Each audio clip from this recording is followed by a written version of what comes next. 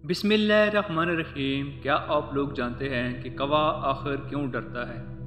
आप लोगों ने अक्सर देखा होगा कि कौवा जहाँ कहीं भी है वो इंसान से बहुत ज़्यादा डरता है। आखिर ऐसा क्यों है?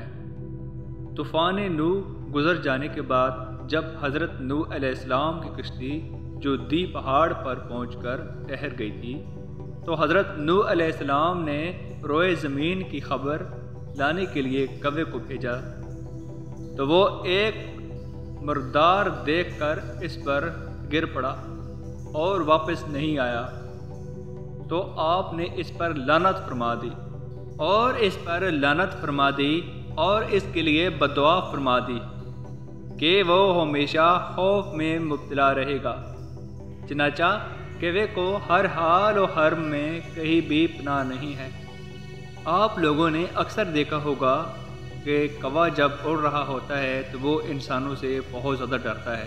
हालांकि जब इंसान कौवे के पास जाते हैं तो और वो शोर मचाता है, और अगर आप कोई नीचे कोई छूकर कोई चीज़ उठाने लगें तो वो आपसे डर कर भाग जाएगा।